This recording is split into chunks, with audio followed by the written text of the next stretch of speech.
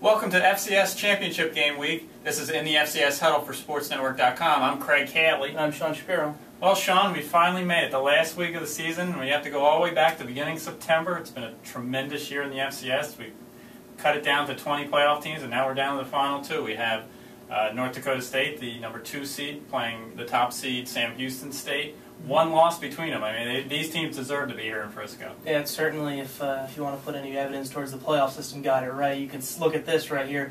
Top 2 teams in the country, 4 combined 27-1, 2 wins over FBS programs even. So certainly, I think we have the right teams playing the title game. Sure. I mean, this game is it seems to be a matchup of offense versus defense. Mm-hmm. 2 teams among the best at those skills. I mean, why don't we start with North Dakota State, their offense?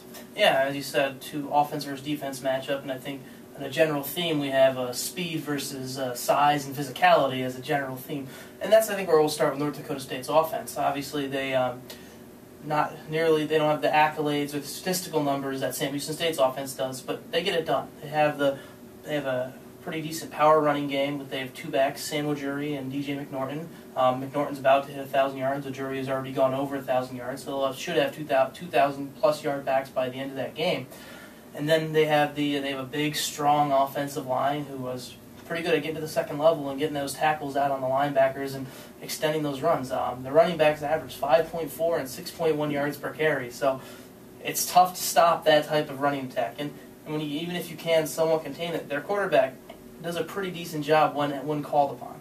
Sure. And if there's a team that can stop the run, it's Sam Houston State. I mean, their defense leads the nation in the fewest rushing yards allowed all season. They run a 4-3. What they do is, it's a 4-5-2 more or less. Mm-hmm. Their one safety comes up almost like a 4-3, but they put pressure on you. Mm-hmm. They really force you to run inside. Their defensive ends do that. They've given up only 69 yards a game on the ground to lead the FCS. What they do is they rotate the front 7. I mean, mm-hmm. the defensive linemen rotate. Their linebackers are constantly rotating. The secondary is a little more stable. I mean, Darnell Taylor won the mm-hmm. Defensive Player of the Year for the Southland. Yes, mm-hmm. Kenneth Jenkins, Daxton Swanson. I mean, they're some of the big names there in the secondary. They can cover one-on-one mm-hmm. against the pass, so that allows the line and the linebackers to really concentrate and really force you to beat you with the pass. And that'll be a very interesting matchup because you'll have North Dakota State. Their one go-to wide receiver threat is Warren Holloway, yes. a local kid who's sort of going home and going to Yeah. be able to play in front of. He might have some family there. I wouldn't be surprised.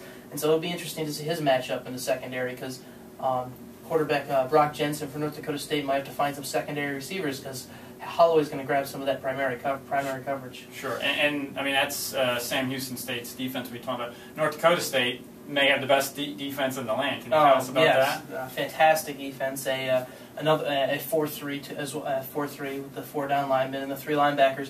The big physical team. There's a reason that they're the top scoring defense in the country, and that's for the entire season. But if you want to even look at the more recent body of work, the "what have you done for me lately" analogy, they stopped a top-ranked Lehigh passing attack, which was averaging close to 35 points a game and over almost 500 yards a game. Shut them out, 24-0, yes. Which is fantastic. No one had done that against Lehigh. And then the next week against Georgia Southern, they go straight from the passing game to stopping the running game, and Georgia Southern's triple option. So this defense has been stellar in the playoffs so far. They've only allowed 21 combined points in the 3 games, and they're big and they're physical. The defensive line, the 2 interior linemen do a good job of clogging up space and leaving the end space to run in, and that's put a lot of pressure on quarterbacks. So far this year, I believe it's 39 sacks or 38 or 39 sacks, and it's led to 19 interceptions as well. And they've got a great secondary. They've got 2 good shutdown corners on the side, and one in Marcus Williams, who has 7 picks so far this year. And with those corners shutting down the outside, it allows the safeties to take more of a quasi-linebacker role. Sure. The strong safety is more of a 4th linebacker, steps up and helps stop the run, and the other one plays more of that protective center fielder like zone type. So they rarely get beat on the big play. It's a very solid defensive system. Sure. That top rated scoring defense of the Bison, they have to solve Sam Houston State's offense, which leads the FCS in scoring, almost 40 points a game. Obviously, you start with Tim Flanders, the running back. He was 7th in the Walter Payton Award voting. He is coming off a 287-yard game against Montana. Tremendous player with his cuts and his speed. Once he gets to the secondary, he's tough to tackle. They run the ball. I mean, obviously, Brian Bell, the quarterback, can run it. It's almost like a wishbone in reverse, the way they're always having guys in the backfield. Receivers come back there, like Richard Sincere, who also runs the Wild Bearcat offense. He's a breakaway. Every time he touches the ball, he can break away. Their receivers, when they get the ball, they make a lot of yards after the throws. I mean, they're usually short throws. That's an offense that's just loaded in the skills position. Up front on the line, gets overlooked because you think speed was Sam Houston State's offense, but it's a physical attack, physical line up front.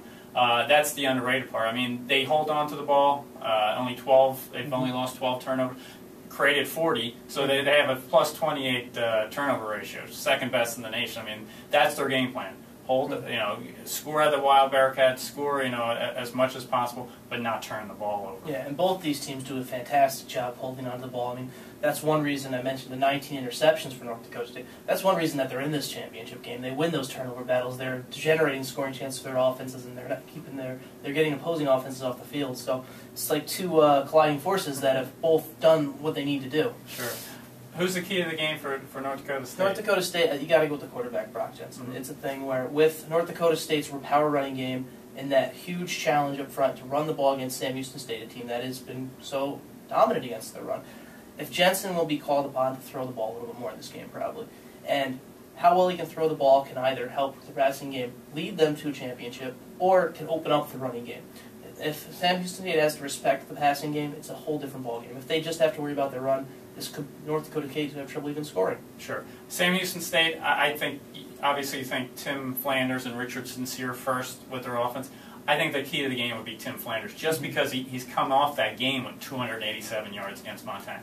He was tremendous. And if he doesn't come out and have that kind of game, maybe not 287 yards, but a big game, that may make Sam Houston State a little hesitant, waiting for that to happen almost. So I think he's the key of the game for Sam Houston State. And you look at Flanders, obviously the massive yards, supermassive yards, but look at the type of player he was in that Montana game. I remember the one thing that sticks out to me is that fourth down call where they go for it in their own territory on fourth down, and he goes down inbounds, and that's a sophomore making that play. So, as you said, a kid that's going to be really important to that team. Sure. Who's your pick in this game? I'm going to go with Sam Houston State. I think they have the speed, and I think they're just clicking so well right now. It's going to be tough to contain them. I think it's going to be a great game, but I think Sam Houston State's going to be able to get it done in the end. Sure. I think it's going to be a great game too. I'm going to go North Dakota State. I mean, I think a tight game, maybe that kind of 27-24 game, 28-24. I think North Dakota State's had the best defense all year, maybe the best team. I mean, they both beat FBS programs, but I think the Bison have just been a little bit better all year. But as long as it's a tremendous game, I'll be satisfied. Well, we'll talk to you after from FCS week. This is Craig Haley.